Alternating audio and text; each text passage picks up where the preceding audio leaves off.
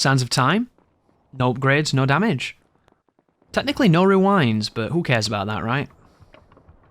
We're moving into the 5th section of this project, and we're coming into a vaulted room with lots of platforming. One of the things I really like about this game is that it always tries to give you an idea of what you are about to face. And not only does it give you the confidence of understanding what's expected of you, and it alleviates the ability to get lost in some sequences, but it also sets up this gameplay loop of, here is a solution that needs to be solved, or a problem that needs a solution, I should say, and then they give you this dynamic camera to help you read it. And you might think when you watch this that this is a waste of time and that it's kind of awkward and kind of frustrating, but it's not, because it's telling you things. It's giving you information, and it's guaranteeing that when you come up against the problem that you now face, you can face it with the confidence of having a slight idea of exactly what it is.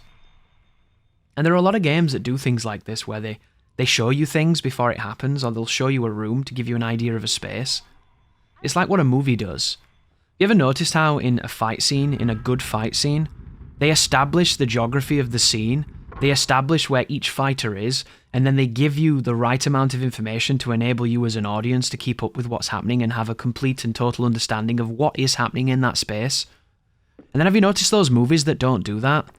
Where you'll see something happening in an action scene and they'll shoot at somebody and then it'll cut to somebody that looks like they're in a completely different part of the building or a completely different part of the world, and they'll fly back and then it'll cut back to the guy and all of it just feels disjointed because you never saw the guy they just shot, so to you he's like a magic man in the rafters.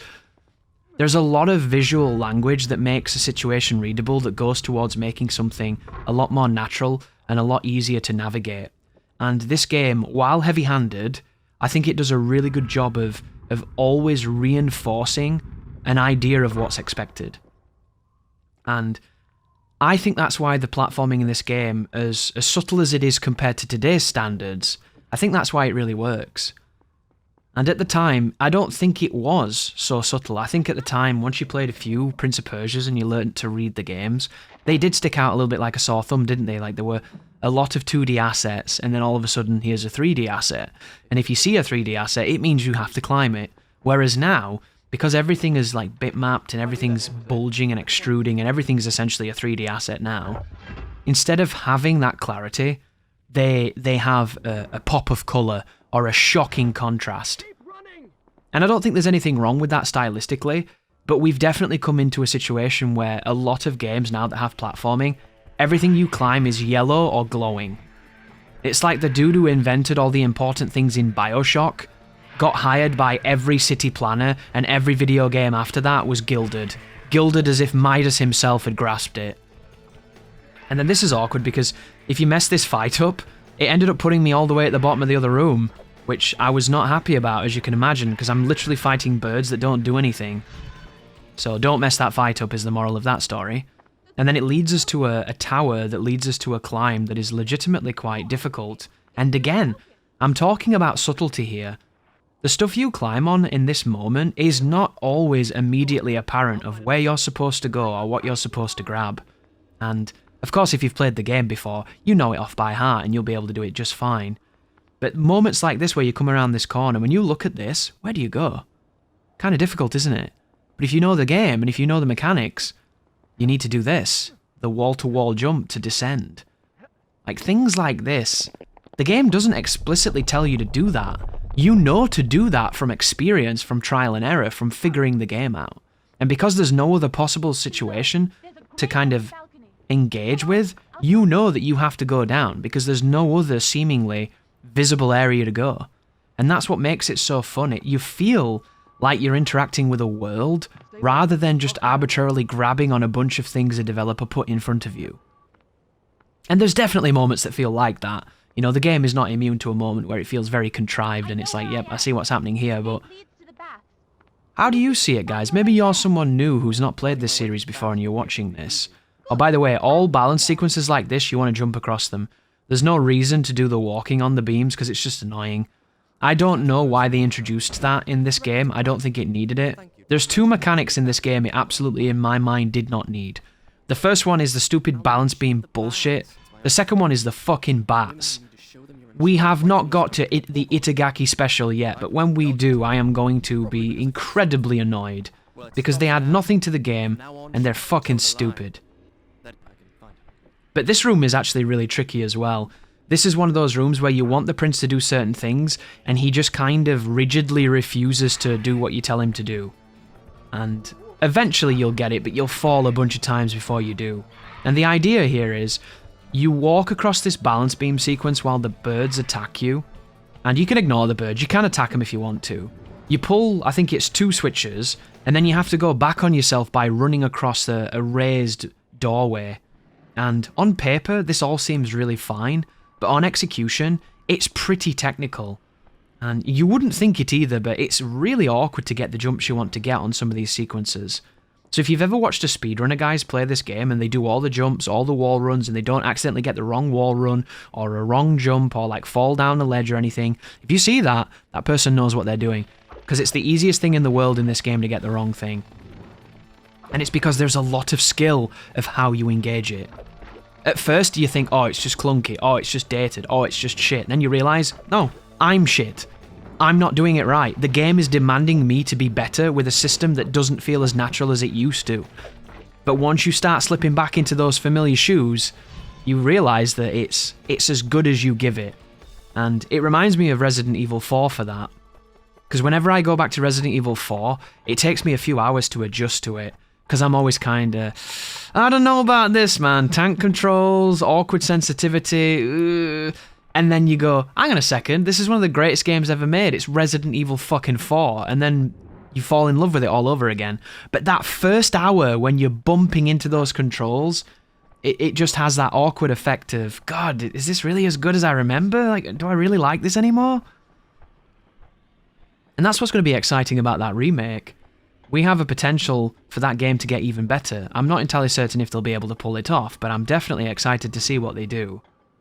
And speaking of seeing what they do, there's a fan project for Resident Evil 4 where people have gone in and took photographs of all the original assets, and they've ported it into the game and made this massive overhaul to give it all this quality of life. They've changed the ability to turn with the mouse. They've changed the ability so that the mouse and keyboard sensitivity isn't designed by a mouse that has one finger.